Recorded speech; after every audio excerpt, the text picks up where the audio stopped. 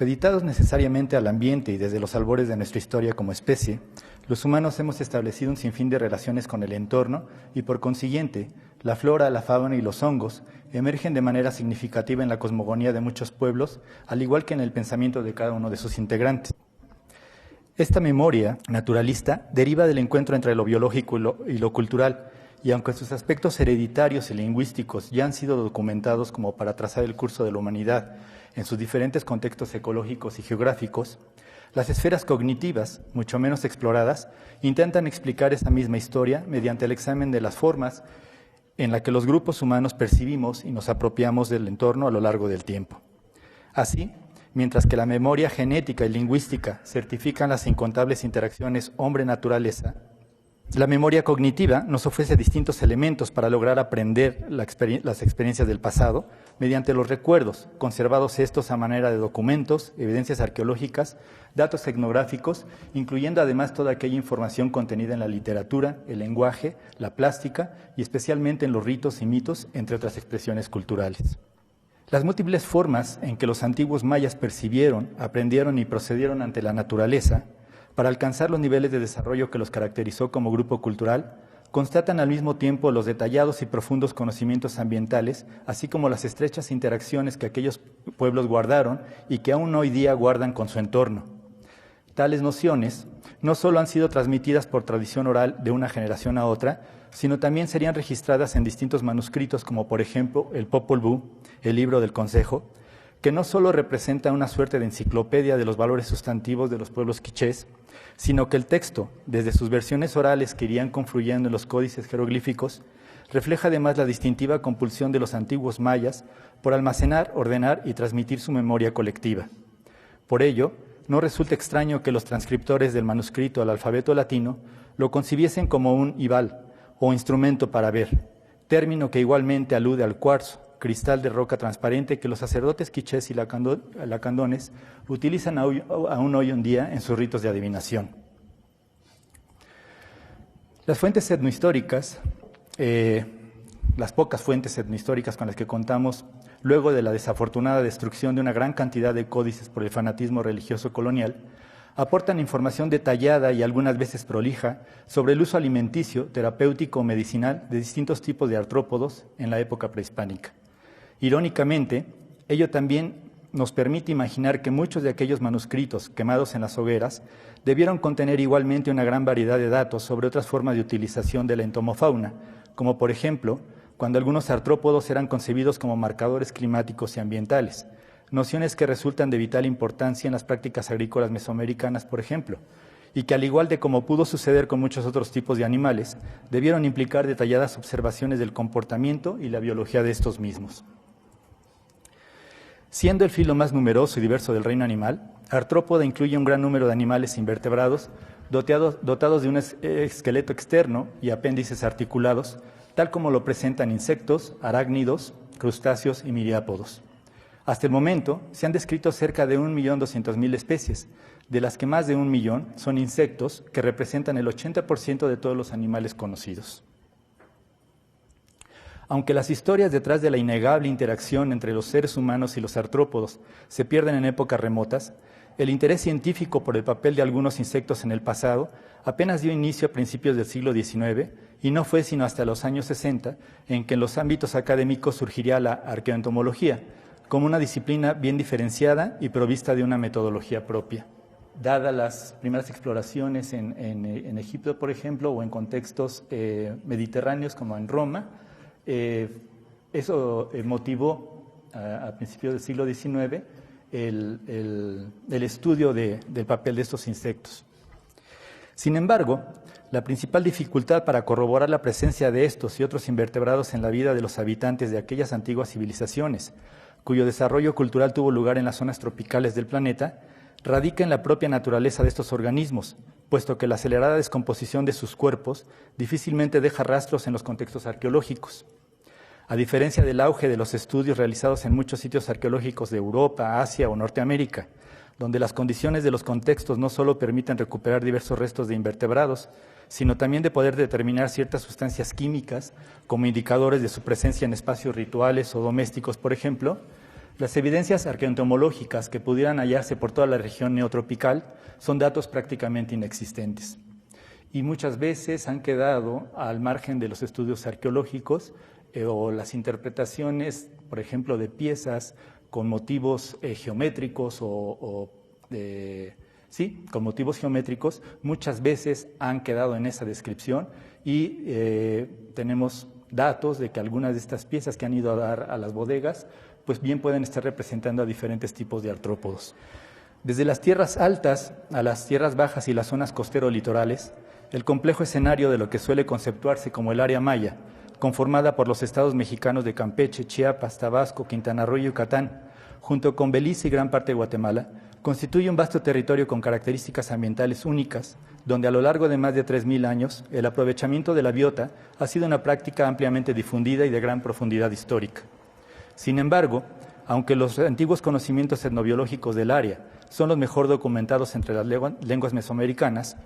los datos concernientes a las interacciones entre humanos y artrópodos siguen siendo muy escasos, destacando la falta de información relacionada con las percepciones que dichos pueblos tienen y han tenido de estos animales. En este marco, y a diferencia del fuerte simbolismo atribuido a diversos mamíferos, aves, reptiles e incluso algunos insectos en la antigua Mesoamérica,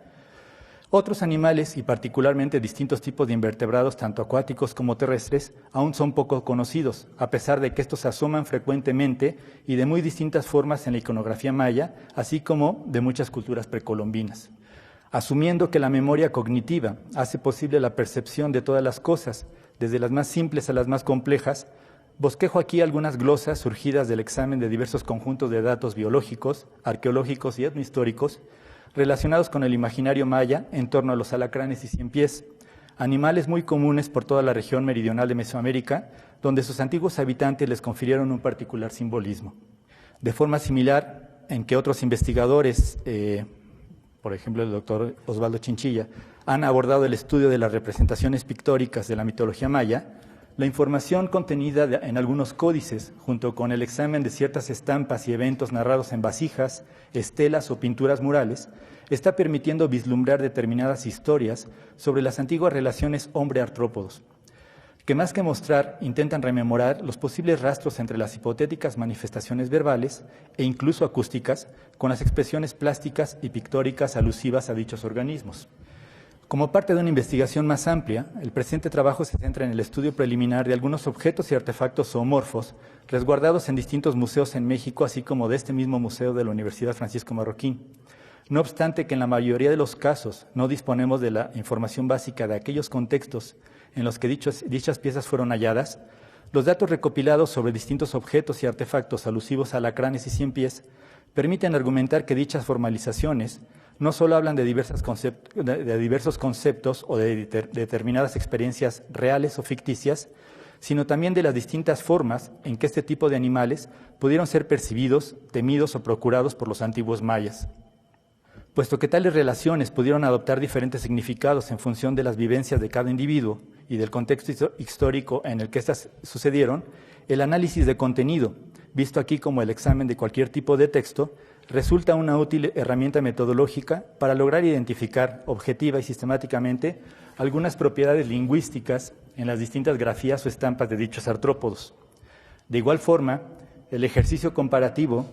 del léxico, las terminologías y los repertorios alusivos a la entomofauna maya está permitiendo aprender las posibles relaciones que pudo haber entre los sentidos referidos y los sentidos producidos por las imágenes, es decir, entre las historias y los discursos, o entre los niveles de superficie y las estructuras profundas de las configuraciones iconográficas creadas. Involucrando los sistemas de clasificación tradicional, así como los dominios de significación semántica,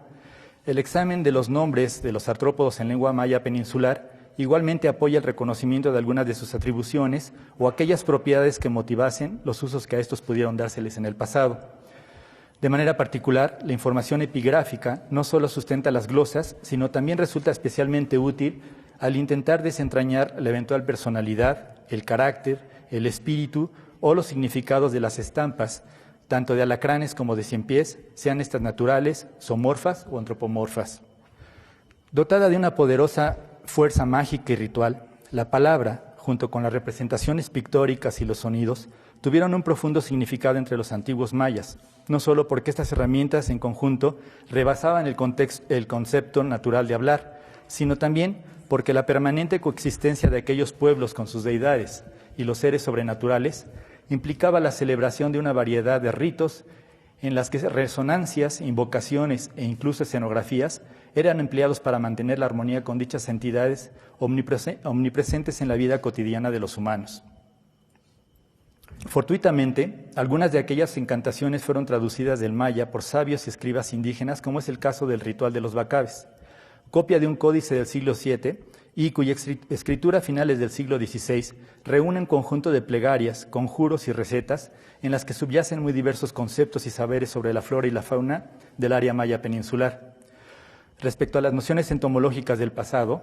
la obra no solo contiene remedios para los piquetes de avispas o incluso tratamientos para afecciones renales usando artrópodos como las cochinillas, sino también incluye imprecaciones para tratar el encantamiento de las arañas o para cuando una persona picada por un alacrán acudía con el men, con el que sabe, para que éste lo conjurase. Tal como fuesen registrados a finales del siglo XVII, tales encantamientos pudieron tener su origen en tiempos remotos e igualmente es posible pensar que las imágenes aludidas serían resultado de los antiguos conocimientos empíricos sobre estos y muchos otros tipos de artrópodos. Aunado a la información plasmada en distintas vasijas, estelas, murales, petrograbados y pinturas rupestres del área maya, hallazgos como los reportados, por ejemplo, por Stiver, de artefactos líticos alusivos a alacranes y ciempiés, asociados a contextos rituales y ofrendas votivas en la estructura L5 de la Plaza Mayor del sitio de Dos Pilas en el Petén, abren la posibilidad de poder ir más allá en la exégesis sobre el papel simbólico de estos artrópodos en el pasado.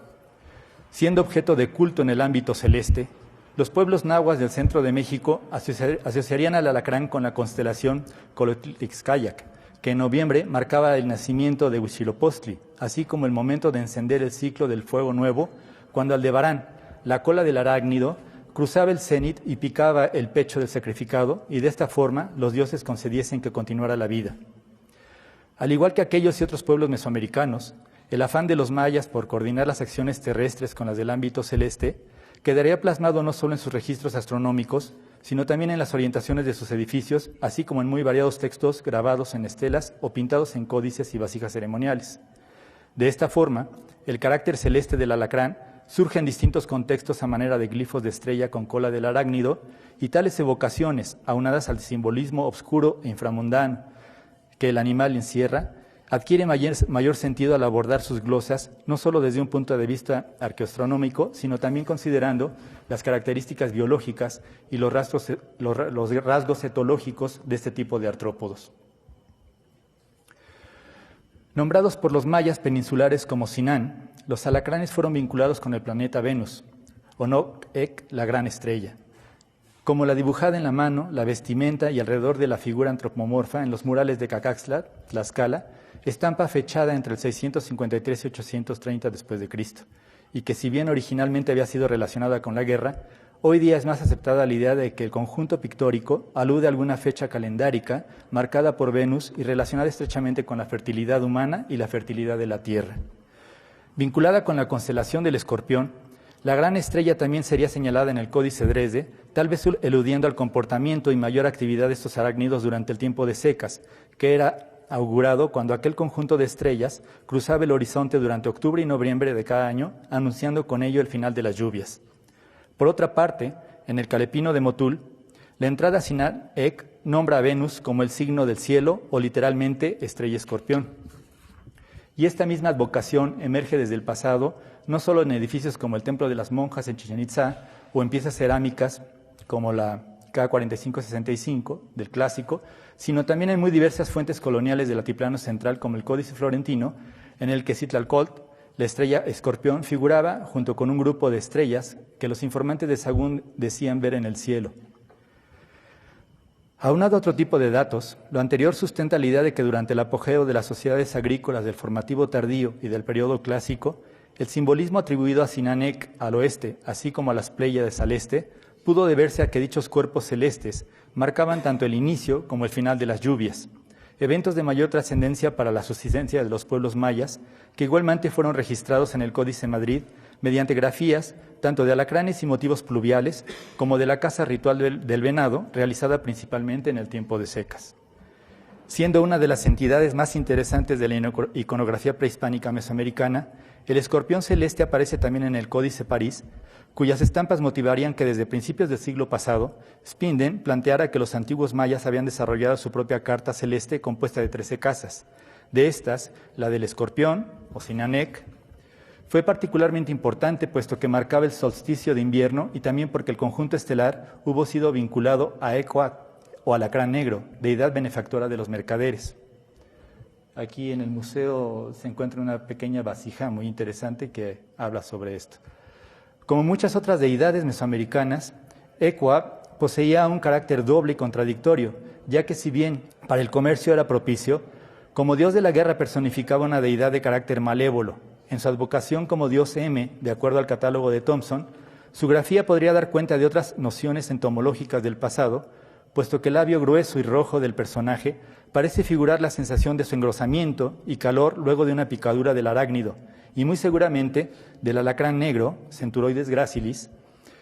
una de las dos especies más comunes en la península de Yucatán y la mayormente reportada hoy día en sitios arqueológicos del Petén, como Tikal, Yaxchá y Nacum.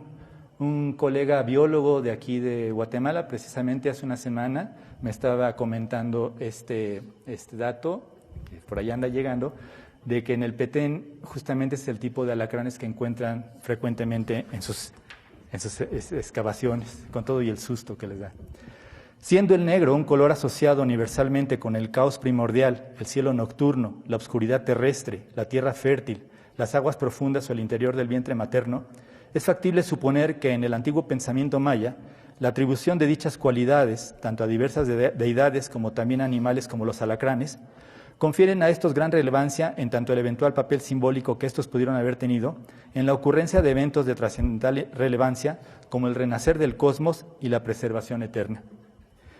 En la personalidad atribuida a estas mismas deidades, otras nociones entomológicas subyacen, ya que a pesar de los hábitos nocturnos y la temible cualidad ponzoñosa de los alacranes, en su aspecto femenino, estos fueron vinculados con la fertilidad humana y de la tierra. Entre otras, estas asociaciones con la vida nueva pudieron ser alegorías de, por ejemplo, cuando las hembras de los arácnidos portan a sus crías recién nacidas sobre el dorso, rebus de la forma en que los pochtecas o tamemes o tlamemes portaban sus cargas durante los trayectos entre una población del mercado y otra. Alrededor de estas metáforas y considerando el hecho de que en el área mesoamericana prehispánica no existían animales para la carga y transporte de mercancías, resulta viable imaginar a los antiguos comerciantes que en las noches no solo paraban para descansar y orientarse por las estrellas y constelaciones, sino que también encendían el fuego con el que, además de calentarse y protegerse, honraban y rendían culto a su dios patrono, Ecoat. En tanto su picadura venenosa, el temperamento agresivo de Sinan aparece nuevamente en las láminas 39, 44 y 48 del Códice Madrid, en las que en lugar del respectivo aguijón al extremo de la cola del animal, fue dibujada una mano en acción de asir, sea un puñal con el que se le da muerte a un venado o sea una cuerda con la que se atrapa por la pata al mismo animal. En referencia al órgano de agarre, la primera interpretación fue la de Ernst Forstmann a finales del siglo XIX, quien sugeriría que de entre los distintos tipos de trampas utilizadas, solo aquellas señaladas con la mano en el extremo de la cola de un alacrán resultaban las más eficaces para atrapar venados. Posteriormente, en 1971, Thomson añadiría que la palabra yucateca Sinan, cuya partícula sin significa estar listo a lanzar o flechar, podría explicar tal simbolismo entre la cola del alacrán, las trampas o el arma que se clava en el venado y su sacrificio. Siendo que la palabra celtalizotzil para alacrán es sec, que en maya de Yucatán equivale a castigo o pena, el mismo autor sugiere que tal estampa podría indicar la acción de un sacrificio preciso y penoso. Si bien resulta arriesgado tratar de identificar las distintas figuras de alacranes en los códices mayas, desde 1908 Stempel señalaría que estos podrían tratarse de las especies Centuroides gracilis y Centuroides margaritatus. Sin embargo, en un estudio reciente, esta última especie no aparece junto con las otras reportadas para la península de Yucatán, además de que Centuroides gracilis es la más común y de mayor distribución, no solo en el área maya, sino también por toda la costa del Golfo y otros lugares del centro y sur de México. El valor dual y complementario del alacrán como señor de la lluvia y la sequía se constata hoy día entre los mayas peninsulares, así como en el imaginario de los celtales de los Altos de Chiapas, quienes lo conciben como bienhechor, puesto que atrae al rayo y las lluvias, pero al mismo tiempo perjudicial o malo, ya que marca el final de las precipitaciones. Un ejemplo de ello, y presente también en la iconografía del clásico maya, es la creencia de los pueblos zapotecos de la Sierra Sur de Oaxaca, quienes señalan que el rayo se convierte en alacrán al tocar la tierra y que al hacerlo, ésta se abre surgiendo de sus entrañas la planta del maíz. Dado que en casi todas las comunidades hispanoamericanas se utiliza el calendario cristiano,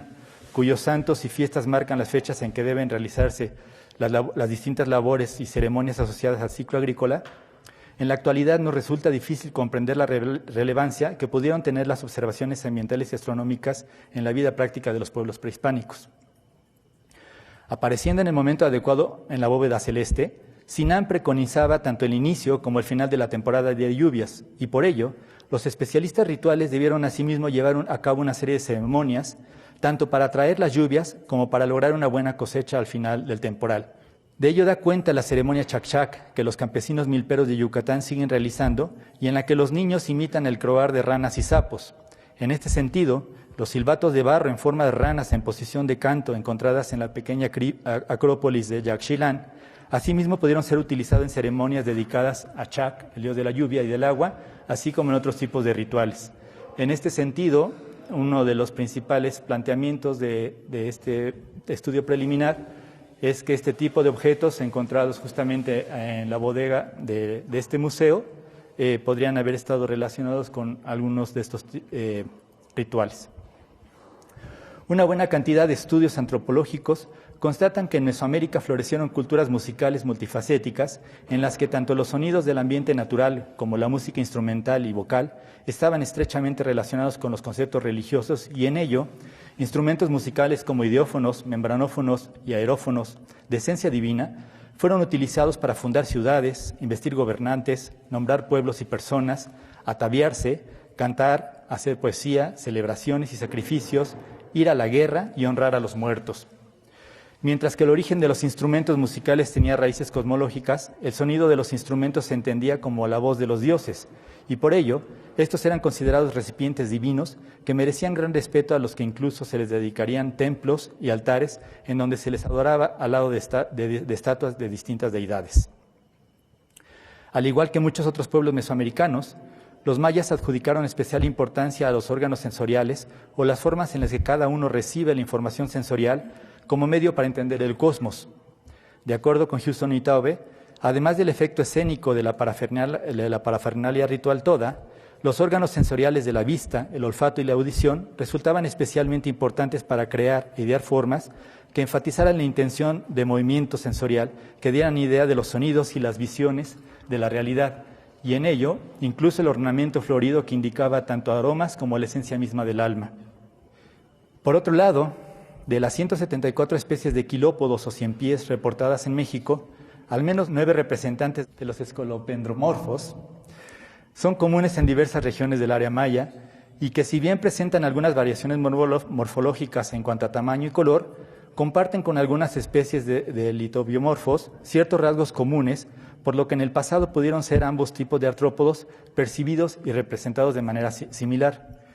El detalle con el que ciertos rasgos de los ciempiés fueron plasmadas en algunas piezas cerámicas, fuesen de la cultura maya o de otras culturas, está permitiendo no solo practicar su identificación taxonómica, sino que el realismo de tales representaciones abre la posibilidad de aproximarse a las nociones entomológicas de los artesanos que confeccionaron dichos artefactos, quienes, por ejemplo, aprovechando la superficie redonda de las vasijas, buscaron y lograron producir el efecto de movimiento zigzagueante característico de estos artrópodos. Estampas como las que aparecen en algunas vasijas prehispánicas no solo constatan el simbolismo que pudo atribuírseles a dichos animales, sino también, en algunos casos, pudieran aportar información indirecta sobre los géneros o especies involucradas y, por tanto, sobre las eventuales condiciones ambientales que pudieron prevalecer al momento de su fabricación y el uso de dichos artefactos en el pasado. Aunque sigue siendo muy raro encontrar este tipo de representaciones entre los vestigios arqueológicos del área maya, existen varios ejemplos sobre otras formas en que los antiguos artistas o escribas, con base en su propia concepción de los rasgos anatómicos de los ciempiés, Crearon, en fusión con fisuras de cuerpos serpentinos o de ofidios, diversas imágenes labradas o pintadas de criaturas zoomorfas fantásticas. A raíz de ello, así como de la identificación de los miriápodos en el corpus jeroglífico y la iconografía maya, hecha por Taube, algunos especialistas debaten en torno a si aquellos seres sobrenaturales estampados tanto en vasijas como en monumentos representan serpientes o ciempiés,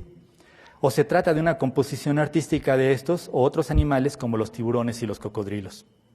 Referidos en los estudios arqueológicos como entes zoomorfos, monstruos o centiserpientes, una de las representaciones más tempranas de Chapat, que es como los mayas nombran a los ciempiés, parece ser la grabada en la vasija K1608 del periodo preclásico y atribuida al sitio de las Bocas. En esta, la grafía del animal luciendo dos cabezas sugiere que la intención pudo haber sido destacar cierta cualidad sobrenatural del miriápodo, y aunque el número de extremidades no corresponde a los 21 o 23 pares de lo que parece ser un escolopendromorfo, ello puede ser obviado por razones estilísticas del artífice de la pieza, cuya principal motivación pudo ser la de enfatizar el atributo bicéfalo del ciempiés y de este modo algún significado particular. En este sentido, resulta interesante también notar la concomitancia de esta grafía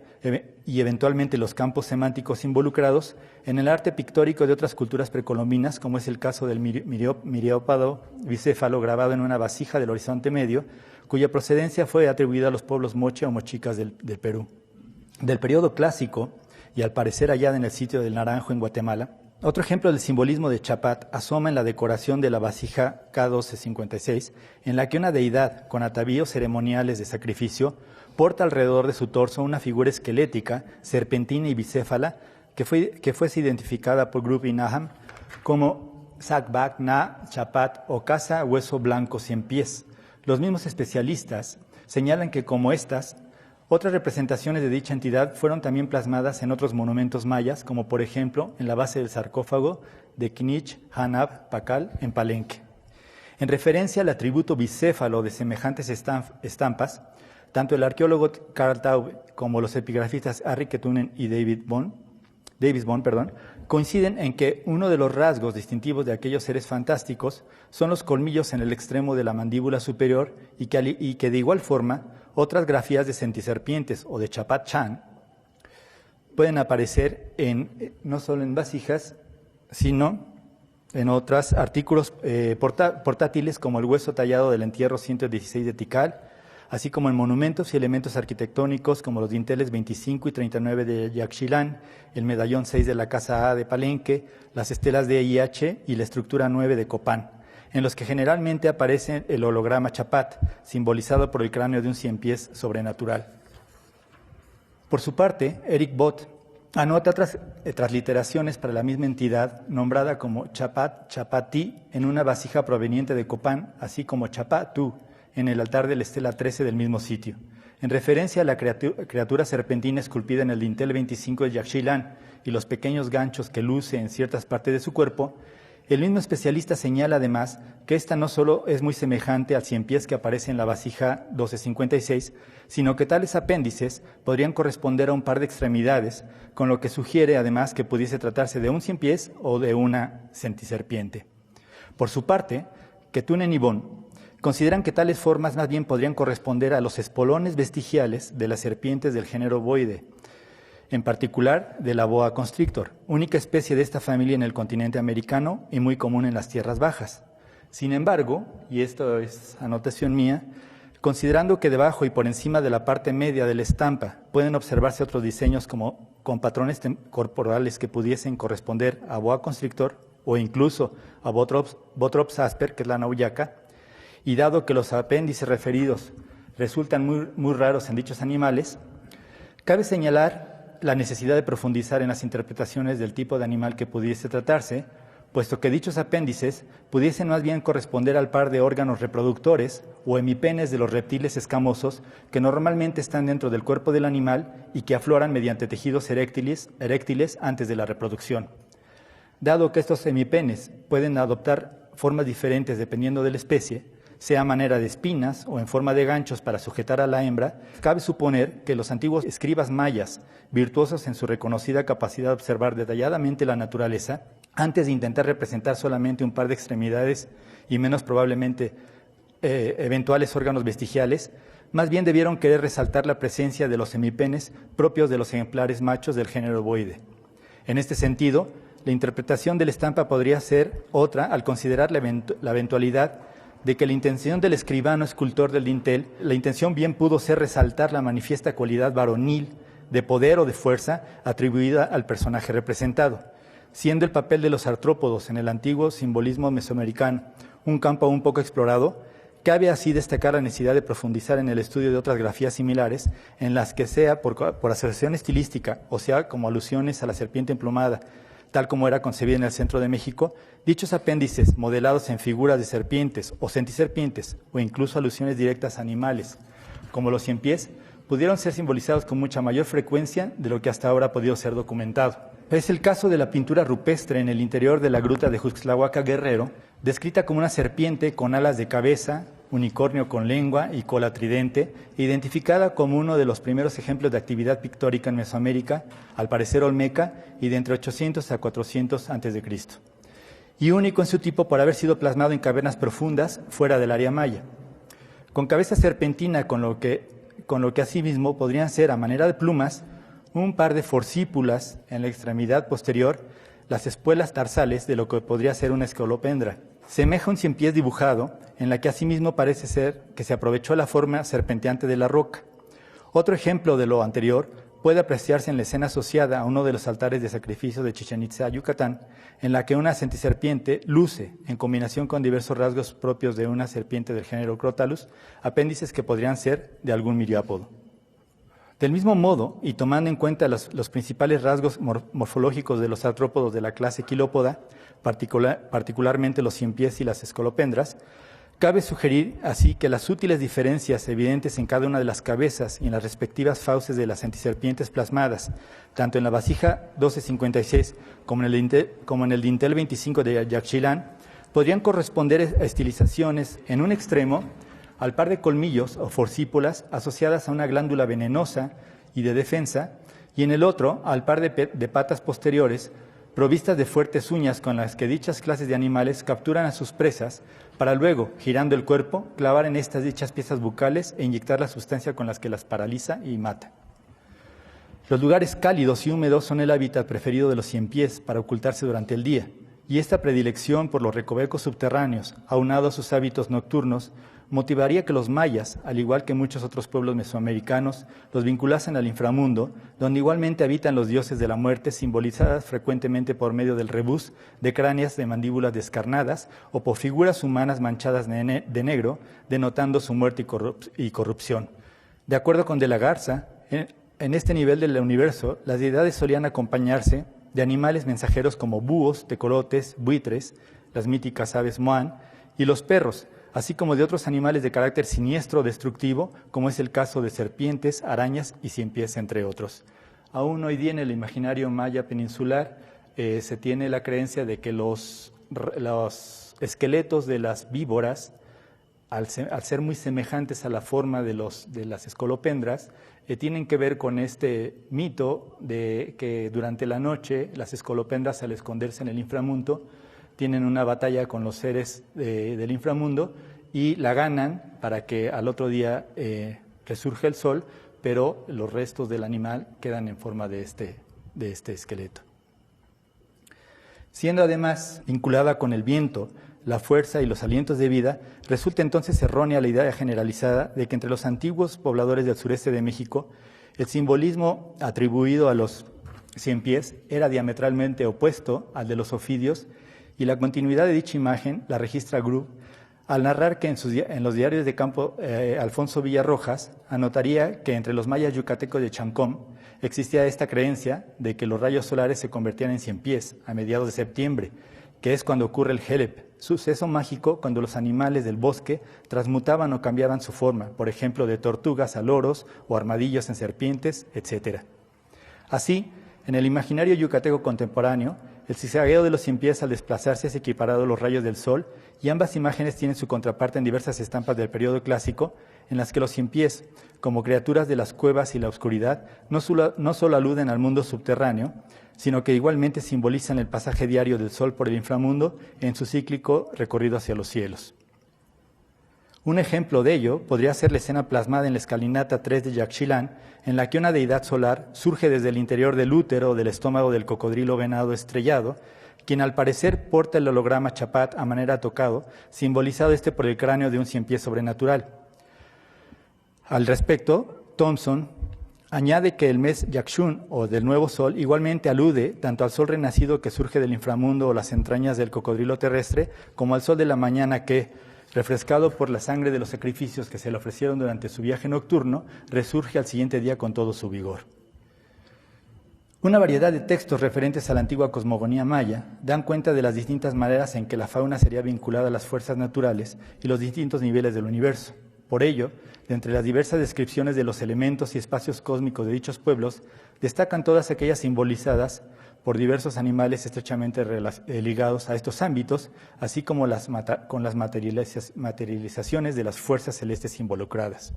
En este sincretismo, las grafías de distintos animales, tanto de las tierras altas como de las tierras bajas y las zonas costeras, serían dibujadas, esculpidas o modeladas en combinación con muy diversas figuras antropomorfas de diferentes deidades de la vida, la muerte, el bien o el mal, al igual que con distintos eventos naturales de particular relevancia para la subsistencia de aquellos pueblos, como fueron los ciclos temporales, la fertilidad, las plagas y las sequías, entre otros. En el imaginario maya actual persiste esta creencia de Exchapat, quien aguarda a los caminantes en los Akbés. Aún considerando la invisibilidad de las antiguas creencias y prácticas rituales, la propia naturaleza formal, simbólica y repetitiva de estas en los contextos primarios, así como en sus distintas representaciones, permite pensar que conforme contemos con un mayor número de conjuntos de materiales referentes a la entomofauna maya, podremos contrastar ello respecto a otros conjuntos de eventos. Alrededor de estas imágenes, cabe también pensar que como parte de la parafernalia ritual de aquellos especialistas, al momento de encarnar o servir intermediarios a dichas deidades, bien pudieron utilizar navajillas de obsidiana negra en forma del arácnido o del miriápodo para el autosacrificio ritual como parte de esta parafernalia. Los escorpiones, alacranes y miriápodos han sido encontrados a escala natural y depositados en escondites debajo de estelas y altares. Si bien es cierto que es aventurado hacer algún tipo de interpretaciones, algunas diferentes líneas de evidencias permiten, bajo la perspectiva de la teoría etnobiológica, el ejercicio de integrar de alguna manera estas ideas, estas simbolizaciones a través de los diferentes ámbitos o esferas que componen, desde nuestra perspectiva, lo que sería la cultura. Tenemos aquí desde la perspectiva etnoecológica que al integrar lo que sería el cosmos, todos los conocimientos alrededor del universo, las prácticas con las cuales las personas han manipulado el ambiente y se apropian de él, el corpus, todo el sistema de creencias involucrado, y que a su vez están circunscritas en un contexto, en este caso regional o el área maya, y todas las interacciones que pueden haber entre cada uno de estos ámbitos, al final de cuentas se reflejan de diferentes formas, sea a manera de vasijas, representaciones en vasijas, en estelas, en la epigrafía, y si todo eso lo enmarcamos en determinado contexto histórico, como en este caso podría ser el clásico tardío, y en una escala temporal, pues de alguna manera de esta forma se está intentando no solo sustentar las interpretaciones, sino confrontar estos datos con los datos etnográficos y etnohistóricos. Muchas gracias.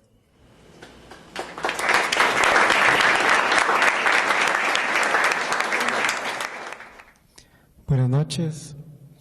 felicitaciones por su presentación, me pareció muy interesante. Según entendí, la constelación de Escorpión marcaba en el solsticio de verano el inicio de las lluvias y en el solsticio de invierno el final de las lluvias. ¿Es correcto? No, había una contraposición cuando aparecía la constelación de Escorpión por en contraposición estaban las Pléyades al otro extremo, siempre. Entonces, conforme van moviéndose en el firmamento, lo que sí marcaba al principio de la temporada era su aparición temprana, digamos en el atardecer, en las primeras horas de la noche. La primera aparición era la de la constelación de Escorpión. Hay varios estudios, digo, aquí no lo detallé, pero hay una controversia todavía en cuanto a que si esta misma constelación corresponde a nuestra constelación tal como la conocemos actualmente. La mayoría de los especialistas, arqueoastrónomos, coinciden en señalar que hay una concomitancia entre nuestra constelación, como la identificamos actualmente, y la que pudieron verse en aquel entonces.